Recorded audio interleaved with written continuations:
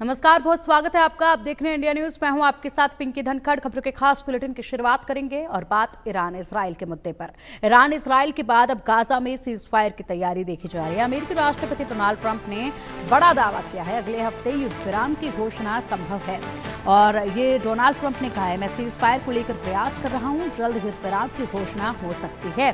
तब एक बार फिर से डोनाल्ड ट्रंप का यहाँ पर शांति दूत का रूप देखा जा रहा है। अमेरिकी राष्ट्रपति ट्रंप ने संकेत दिए हैं कि गाजा में इसराइल और हमास के बीच चल रहा संघर्ष जल्द ही समाप्त हो सकता है। उन्होंने उम्मीद जताई है कि अगले सप्ताह के भीतर एक संभावित युद्ध विराम की घोषणा हो सकती है। ट्रंप ने यह भी कहा है कि उन्होंने इस दिशा में प्रयास कर रहे कुछ मध्यस्थों से बात की है। हालांकि उन्होंने किसी का नाम सार्वजनिक नहीं किया है। जहां ट्रंप एक संभावित युद्ध विराम की बात कर रहे हैं, वहीं जमीनी हकीकत कुछ और ही संकेत देती है। इसराइल का रुख स्पष्ट है कि जब तक हमास हथियार नहीं डालता तब तक युद्ध नहीं रुकेगा। दूसरी ओर हमास ने किसी भी समझौते के तहत पूर्ण हथियारबंदी को अस्वीकार किया है, लेकिन बंधकों की रिहाई के बदले संघर्ष विराम के लिए तैयार होने की इच्छा जाहिर की है। ट्रंप ने इस क्षेत्र में शांति के प्रयासों को आगे बढ़ाने के लिए 10 जून को इस्राएली प्रधानमंत्री नेतन्याहू से बात की थी। उन्होंने कहा कि गाजा में स्थायी युद्ध विराम न केवल मानवीय दृष्टिकोण से आवश्यक है, बल्कि इससे ईरान और सऊदी अरब के साथ अमेरिका की रणनीतिक बातचीत को भी मजबूती मिलेगी। अब देखना ये होगा कि यहाँ पर प्रयास जो है वो कितने कामयाब डोनाल्ड ट्रंप के होते हैं। फिलहाल डोनाल्ड ट्रंप एक बार फिर से यहाँ पर अगर देखा जाए तो शांति दूत का रूप धारण किए बैठे हैं और ये समझ पाना बेहद मुश्किल है कब डोनाल्ड ट्रंप जो है वो तमाम इन गतिविधियों के पीछे के मास्टरमाइंड साबित हो जाते हैं और तमाम इन अटैक्स और जो ये फिलहाल तनाव मिडिल ईस्ट में देखा जा रहा है उसके पीछे के मास्टरमाइंड साबित हो जाते हैं, तो कब वो शांति दूत का रूप धारण कर लेते हैं। अब यहाँ पर वो कह रहे हैं कि जल्द ही गाजा और इजराइल के बीच में सीज फायर करा सकते हैं। तो अब गाजा में सीज फायर होगा, ये बड़ा सवाल। क्या इजराइल हमास के बीच में ये संघर्ष अब थम जाएगा? क्योंकि इससे पहले भी कोशिशें की गई लेकिन सीज फायर टिक नहीं पाया था। ट्रंप के युद्ध विराम वाले दावे में कितना दम है आखिरकार, ये एक बड़ा सवाल इस वक्त देखा जा रहा है। ट्रंप का ये युद्ध विराम वाला दावा कितना ज्यादा दम है इसमें, कितना ये कामयाब होगा? ट्रंप का अगले हफ्ते के अंदर युद्ध विराम का ये दावा देखा जा रहा है। युद्ध विराम के लिए किससे बात कर रहे हैं डोनाल्ड ट्रंप, ये भी सवाल है। ट्रंप ने मध्यस्थों का नाम क्यों नहीं लिया है आखिरकार? गुपचाप किसके साथ युद्ध विराम की बात कर रहे हैं? युद्ध विराम के लिए नेतन्याहू से बात चल रही है क्या वाकई 19 महीनों से जारी युद्ध रोक सकेंगे डोनाल्ड ट्रंप? हालांकि संकेत वो यही दे रहे हैं कि वो इस तरह के युद्ध को रोक सकते हैं और अगले हफ्ते ही जो है सीज फायर का ऐलान हो सकता है। गाजा पट्टी में जंग भयंकर रूप ले चुकी है, भयंकर तबाही यहां पर हो चुकी है।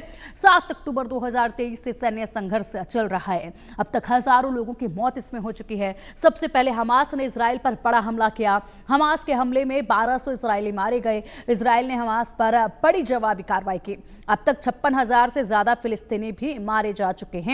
लगातार ये हजारों की तादाद, लाखों की तादाद में जो मौत के आंकड़े हैं ये भव्य हैं, क्योंकि लगातार ये युद्ध जो चल रहा है वो थमने का नाम नहीं ले रहा है। बीच में सीज फायर को लेकर काफी दफा बात हुई लेकिन कुछ नतीजे जो हैं वो सामने नहीं आए। सीज फायर का ऐलान हुआ लेकिन उसके बावजूद जो है अगले ही दिन सीज फायर या कुछ ही महज घंटों के बाद सीज फायर टूटता भी नजर आया। अब डोनाल्ड ट्रंप कह रहे हैं कि अगले हफ्ते तक सीज फायर संभव है। वो बातचीत कर रहे हैं, किनसे बातचीत कर रहे हैं, उनके नाम को उजागर क्यों नहीं कर रहे हैं? क्या बीच में समझौते कराएंगे वो, ये बड़ा सवाल है। इसी के साथ हमें लगता है कि अगले हफ्ते के भीतर सीज फायर हो जाएगा, ये डोनाल्ड ट्रंप ने कहा है। मैंने सीज फायर कराने की कोशिश में शामिल कुछ लोगों से बात की है, मुझे लगता है कि ये बहुत ही करीब है, यानी कि सीज फायर का मुद्दा सुलझ रहा है। सीज फायर अब एक जल्द फैसला आ सकता है दोनों के बीच में। ये बड़ा ऐलान डोनाल्ड ट्रंप कर रहे हैं। अधिक जानकारी के लिए हमारे सहयोगी आदित्य का रुख करेंगे। आदित्य, डोनाल्ड ट्रंप एक बार फिर से शांति दूत के रूप में नजर आ रहे हैं। कभी मास्टरमाइंड होते हैं तमाम हलचल के, तो कभी वो शांति दूत बन जाते हैं। अब वो गाजा और इजराइल के बीच में सीज फायर की बात कर रहे हैं। कई सारे सवाल उठ रहे हैं, क्या वाकई में सीज फायर संभव है? क्या ऐसी रणनीति, कूटनीति वो अपनाएंगे जिससे सीज फायर हो जाएगा? क्या वाकई में ऐसा लगता है कि वो करा सकते हैं अगले हफ्ते तक सीज फायर? देखिए, डोनाल्ड ट्रंप ने ऐसी स्टेटमेंट्स पहले भी दी है, ऐसा इसमें कुछ नया नहीं है। वो इस तरह की स्टेटमेंट बोल रहे हैं कि हम सीज फायर कराएंगे। और गाजा में हम देख रहे हैं किस तरीके से इसराइल लगातार वहां बमबारी कर रहा है।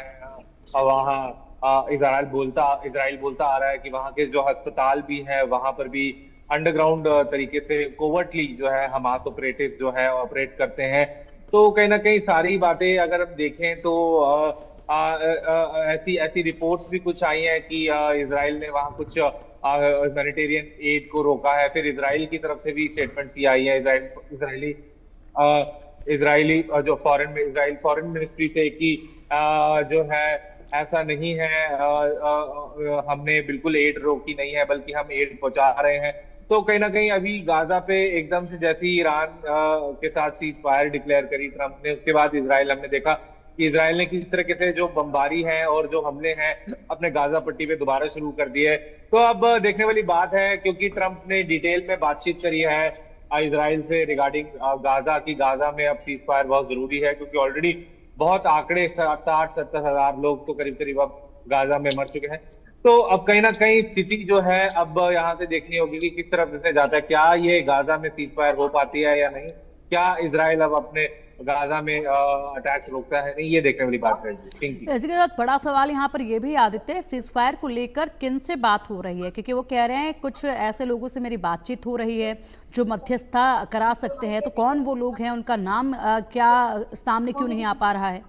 देखिए, इसमें मध्यस्थता की बात अगर हम करें तो मध्यस्थता सिर्फ अमेरिका ही करवा सकता है अगर इजराइल की माने, और कुछ कतर जैसी जो मिडिल ईस्ट में दूसरी इस्लामिक कंट्रीज है, कतर है, सऊदी अरब है, ये कंट्रीज जो है कहीं ना कहीं सीज फायर कराने की इनकी एक क्षमता रखती हैं, क्योंकि इनके अमेरिका से भी बहुत अच्छे संबंध है।